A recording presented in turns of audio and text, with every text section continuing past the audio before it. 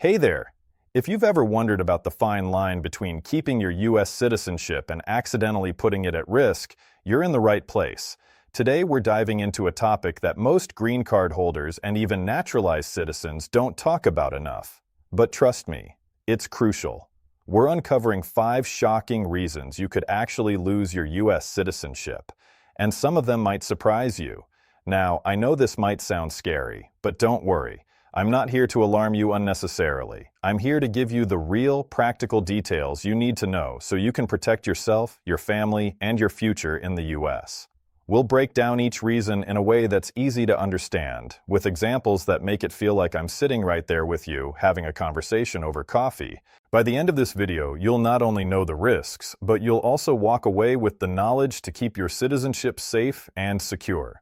So make sure you stick around, and if you find this information valuable, go ahead and hit that like button. It helps us keep sharing life-saving tips just like this. You know, many of us spend years dreaming about life in the United States. We work hard, we plan, we make sacrifices, and finally we reach that point where we hold a green card or even become a U.S. citizen. It feels like a security blanket, doesn't it? A sense of belonging, a place where your future feels protected. But here's something many people don't talk about, and it can hit you like a surprise thunderstorm if you're not careful. There are ways your U.S. citizenship can actually be challenged, or in rare cases, even taken away. Yes, I know it sounds scary, but that's why we're having this conversation today. By the end of this video, you'll understand the risks, the red flags, and most importantly, how to safeguard your status. Let's start with something that often surprises people. Your own actions, even unintentional ones, can create problems. For example, imagine someone who became a U.S. citizen a few years ago, proud of their new status, and then decides to spend several months traveling abroad. They might think, "Oh, I'm just visiting family in my home country. This is harmless." But here's the thing, extended time outside the U.S. can raise questions about whether you've truly abandoned your allegiance to your new home. It's not about punishing you for loving your family. It's about demonstrating that the U.S. is your primary home. And that's why even seniors need to pay attention. Staying aware of these subtle rules can make all the difference. Another situation many people don't realize is risky involves voting in another country's elections. I remember speaking with a gentleman who was overjoyed to see elections back home in his native country. He cast his vote and felt proud, thinking it was a simple act of citizenship there. But here's the kicker. For someone who's a U.S. citizen, actively participating in a foreign government, especially by voting, can be seen as a sign of allegiance to another country. It's one of those things that feels completely harmless, even patriotic from their perspective, but it can create serious complications. And this is where a lot of older citizens get caught off guard, because they never imagine that voting in their home country could impact their U.S. status. Now, let's talk about something that can be even more unsettling. Fraud during the naturalization process. I know it sounds dramatic, but hear me out. Many people who have gone through the process to become U.S. citizens decades ago had to fill out countless forms, answer difficult questions, and provide evidence of their life in the U.S. But if someone were to accidentally or unknowingly provide information that's later considered false, even small mistakes can become big problems years down the line. Imagine filling out a form about your work history or travel, forgetting a minor detail, and decades later, that small oversight coming back to haunt you. It's rare, but it does happen, and it's why keeping records, receipts, and documentation is so important. Even something as simple as a forgotten date on a form can create headaches if the government ever decides to review your file. And here's another one that hits close to home for many seniors: serving in a foreign military. You might think, "I'm retired, why would this ever matter to me?" But picture this.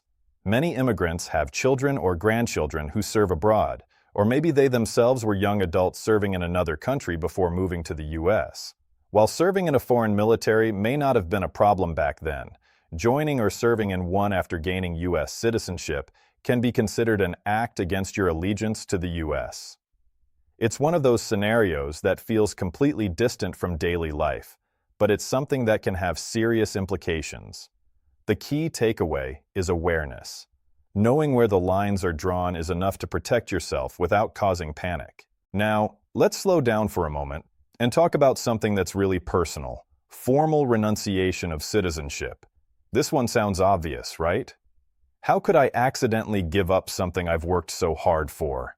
But here's the thing.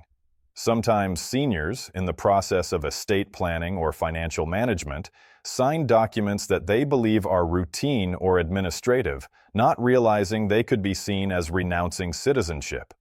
For example, certain documents that relate to foreign banking, inheritance, or taxes may unintentionally signal to authorities that you're abandoning your citizenship. It's not common, but it's enough that we need to be careful. This is exactly why having a trusted lawyer or financial advisor who understands both U.S. and international laws can save you a lot of stress. And if you've ever felt unsure about a document you signed years ago, it's never too late to review it. Now you might be thinking, wow, this all sounds complicated. Am I safe? And that's the natural question. Here's the reassuring part. Most people are perfectly fine. The reality is that the U.S. government doesn't go looking for trouble for everyday citizens. Most of these situations affect very specific cases. But the reason we're talking about it today is simple. Knowledge is power. The more you know, the more confident you feel about your life, your family, and your home here. It's like having a flashlight in a dark room. You don't need it all the time, but when you do, it can make a huge difference. Let's walk through a real-life scenario to make this feel more tangible. Imagine Maria, a 68-year-old grandmother who became a U.S. citizen 15 years ago. She loves visiting her home country to see her grandchildren, and she faithfully sends money to support her family there. One year, she stays for nearly 7 months abroad. When she returns, she's nervous because she read online that too much time outside the U.S. could be risky. In Maria's case, she had a detailed travel log, proof of her home, her taxes, her social ties, and her community involvement here. She brought all that documentation to a quick consultation with an immigration advisor. The result? Everything was perfectly fine. Her citizenship was safe, and she felt a wave of relief wash over her. This is exactly why preparation and understanding the rules can give you peace of mind. Another example is Mr. Johnson, who loved participating in local elections back home before he became a U.S. citizen. After naturalization, he didn't realize that even a seemingly harmless vote overseas could be considered problematic. Once he learned about the potential risks, he took action. He stopped participating in foreign elections and focused on volunteering in his U.S. community instead. It wasn't a huge sacrifice, but it kept him safe from any legal challenges and gave him new ways to feel connected and useful here. Small, simple adjustments like that make a big difference over time. It's also comforting to remember that these rules aren't meant to make your life miserable. They exist to clarify responsibilities. U.S. citizenship comes with incredible benefits: security, stability, healthcare, the ability to vote here, and the peace of mind that comes with knowing your home is protected. The goal is not to scare you, but to help you navigate the system wisely, so you can enjoy all of those benefits without worry. It's like tending a garden. You nurture it, water it, keep an eye on weeds, and in return, you enjoy its beauty. Your citizenship is your garden, and a little care goes a long way. And speaking of care, let's touch on something seniors often worry about: financial documents and taxes. Many people don't realize that certain tax actions or misunderstandings about income reporting can trigger questions about citizenship. It doesn't mean you've done anything wrong. It just means that the government wants to be sure everything aligns with U.S. laws. That's why keeping your records organized, getting trustworthy advice, and double-checking forms can save years of stress. Think of it like keeping your car serviced regularly.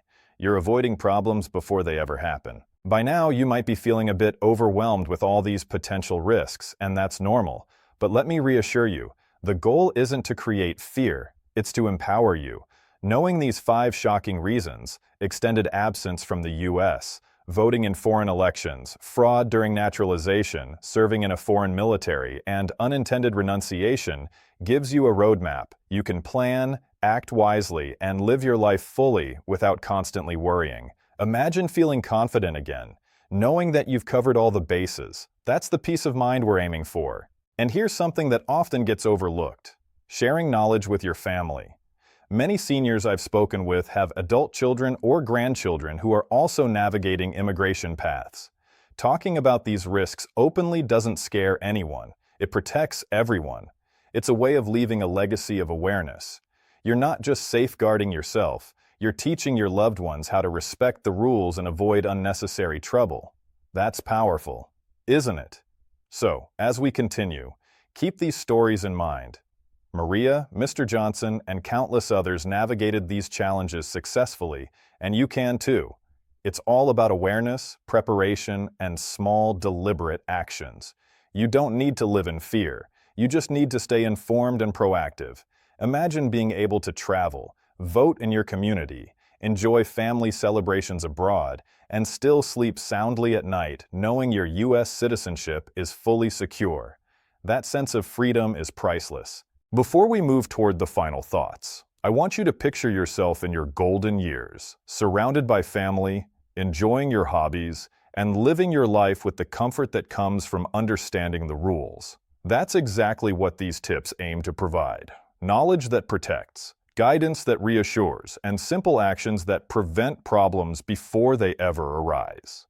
By the time we wrap up, you'll feel equipped to confidently handle your U.S. citizenship and enjoy all the benefits it brings without any lingering fear or confusion. And as we head toward the conclusion, I promise we'll tie all these points together with practical next steps, so you'll know exactly what to do if you ever have questions or face any of these tricky situations. You'll have a clear roadmap that's simple to follow, reassuring to know, and empowering to act on. You'll also see why understanding these rules isn't about limitations. It's about freedom, clarity, and security for the rest of your life in the United States.